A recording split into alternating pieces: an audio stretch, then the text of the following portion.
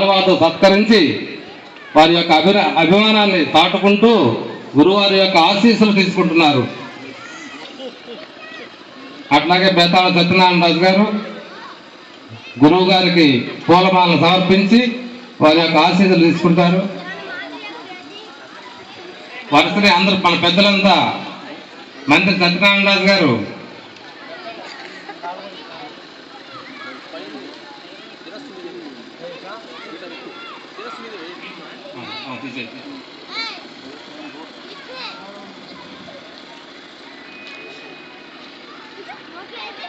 పెద్దలంతా వరుసగా రావచ్చు ప్రార్థిస్తున్నాం.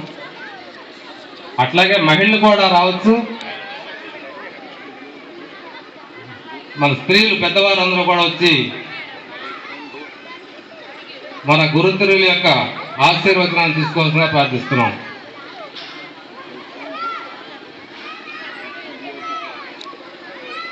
ఎవరైనా నూతన దంపతులు ఉంటే వారి అదృష్టం వచ్చి అమ్మగారి గురువు గారి యొక్క ఆశీస్సులు తీసుకోవాల్సిన ప్రార్థిస్తున్నాం.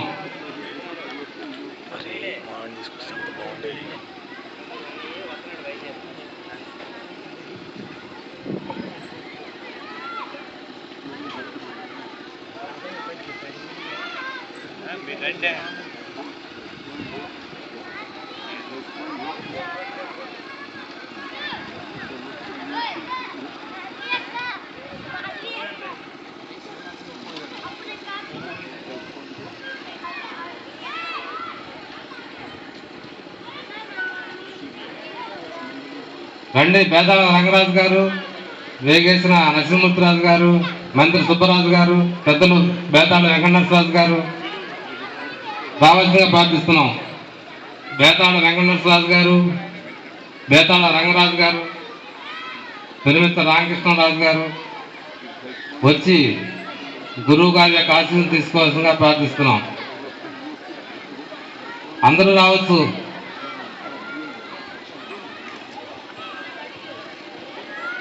మనలో దైవం ఉన్న దైవాన్ని స్వయంగా ఎవరూ చూడలేం. దైవం తర్వాత గురువే దైవం. అందుకని గురువు గారు స్వయంగా వచ్చారు కాబట్టి అందరూ లేడీస్ కూడా లేచి వచ్చి అందరికి పూలు దండలు ఉన్నాయి. చక్కగా మీ యొక్క మనస్పూర్వకంగా ఆశీస్సులు అందుకుంటే మంచిది. గురువు గారి ఆశీస్సులే మనకు శ్రేయస్కరం ఎప్పుడైనా. తప్పనిసరిగా మరి అందరి అవకాశాన్ని సద్వినియోగం చేసుకోవాల్సిందిగా మరొకసారి ప్రార్థిస్తున్నా.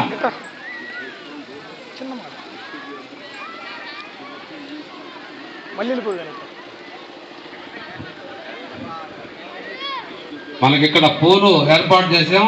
అందరూ కూడా వచ్చి గురువు గారికి పూలు సమర్పించి వారి ఆశీర్వాదం తీసుకోవాల్సిందిగా కోరుతున్నాం.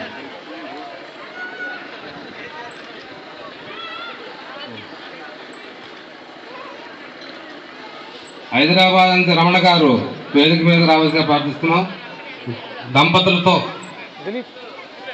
దంపతులతో వేదిక మీద రావాల్సిన ప్రార్థిస్తున్నాం. విజయవాడ వాస్తవ్యులు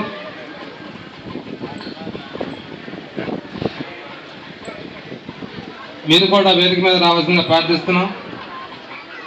వారి సతీమణితో పాటు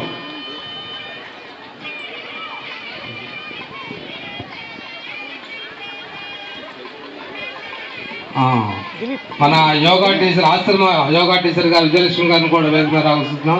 అట్లాగే మన డాక్టర్ గారు సూపరింటెండెంట్ ఆశ్రమ సూపరింటెండెంట్ గారు అయినటువంటి వారిని వేదిక మీద రావాల్సిందిగా ప్రార్థిస్తున్నాం.